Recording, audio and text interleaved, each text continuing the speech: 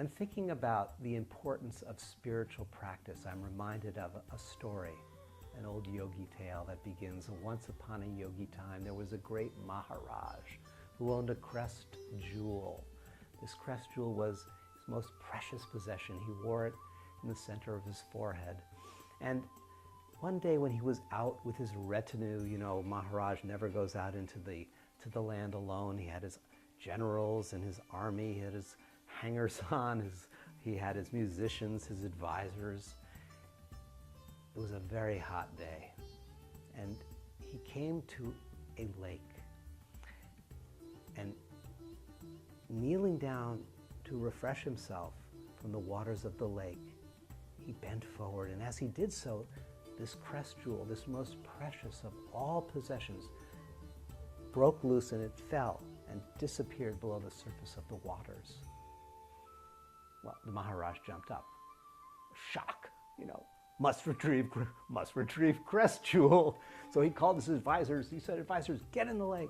The advisors jumped in the lake and he yelled, find my crest jewel. They started digging around, digging, and Maharaj noticed that the surface of the lake was getting more and more disturbed. The mud was beginning to obscure the view of the bottom of the lake. So he panicked. He said, generals, get in the lake. The generals got in and they were stirring with their spears to try to find the crest jewel. And they were panicking, so they called for their soldiers to come in. The soldiers came and they rode their elephants and their camels in. The musicians jumped in and everybody was with their, you know, drums and with their horns. They were trying to retrieve the crest jewel, and all the Maharaj could see now was just a lake filled with activity, the churning waves, the darkened water. And it sounds like sometimes my life. I don't know if you can relate. It sounds sometimes like life. There is so much activity, all ostensibly in the service of retrieving that precious jewel. What is the jewel? Well, the jewel is a state of being. It's a state of consciousness and a state of being where you are integrated, at peace, connected to your soul, to your spirit in a very deep way, where you are embodying the truth of your being, bringing forth the gifts that are within you and relating to your life truly as a spiritual journey, relating to every moment of your life as a ritual of awakening. We do all kinds of things in life in order to, in attempting to reclaim that state of integration, of peace, of beauty. And many of these activities simply just churn up the waters of emotion, muddy the lake of consciousness, and obscure really our capacity to actually even perceive where's the jewel at all. What is it that we need to do? Well, in the story, the next thing that happens is a little yogi comes along. The yogi observes the situation, and the yogi says, I can help you. And the Maharaj says, get in the lake. And the yogi says, it's not really going to help. You know, sometimes we encounter a teaching. We encounter a spiritual practice, and we think, yes, yeah, we see this can help us. But somehow it becomes co-opted. It becomes distorted, if you will. It becomes part of the madness. We start using that spiritual practice as a way of measuring our worthiness, or we use the spiritual practice as a way of avoiding our own emotional woundedness. We use the spiritual practice as a way of creating sort of a false spiritual identity that we can escape into to kind of avoid the suffering of existence. None of which work. Those just continue to stir up the lake. And the yogi in the story says, jumping in the lake isn't going to help, but I can help you. How, says the Maharaj. He says, call out the musicians. Not too painful. Calls out the musicians.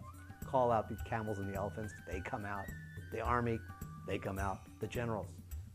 You sure? The Maharaj wonders. You absolutely sure about this? Yes. Call out the generals. The only thing left is the advisors. We've got to have the advisors, right? We've got to keep our thoughts, don't we? We have to keep our thoughts, all of those. Now bring out the advisors. And the Maharaj calls out the advisors, and then the yogi says, come with me. And they take a little journey. They take a journey, a pathway around the circumference of the lake. They explore the 7 dimensions, the 7 perspectives from all different corners of the lake, from all different angles.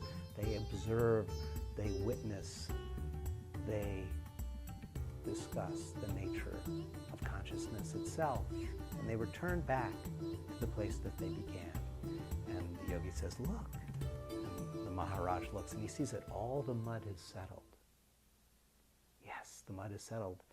He can see all the way to the bottom of the lake, see the substructure, as it were, of the lake itself.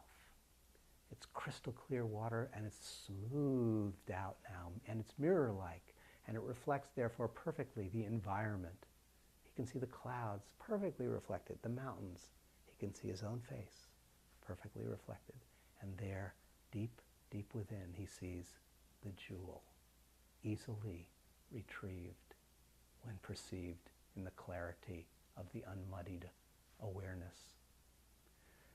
This is the invitation that this program, The Life You Came to Live, is offering you. It's based on the 7 practices of the wisdom heart, which allow you and provide you with a way to let the mud settle, to still the waves. Why? So that you can see deeply into the structure of consciousness, so that you can reflect without distortion the truth of who you are and what your life is about. And so you can retrieve that state of consciousness, that jewel, which brings you, therefore, back just to yourself, really. It brings you back to yourself, though, in a way that is infused with wisdom, with creativity, with presence, so that every moment of your life becomes a step along that spiritual journey. To do this it's not sufficient to study. You know, the advisors can't do it. To do it, it's not sufficient to entertain yourself like the musicians, you know. It's not sufficient. You can't just do it through willpower like the army. You can't just do it with brute effort like the camels and the elephants. It needs a process that allows you to take a journey, as it were, around the lake of your own being, to examine, to experience that lake from 7 different perspectives. That's the 7 practices of the wisdom heart. In the end, you return back to yourself, but you return back to yourself in a way that allows you to see clearly and to reconnect to that which is most sacred within you. Not for yourself alone, of course, but to allow you to celebrate and to serve through living an inspired life. If this idea, if this invitation appeals to you, please look further and join us in the life you came to live.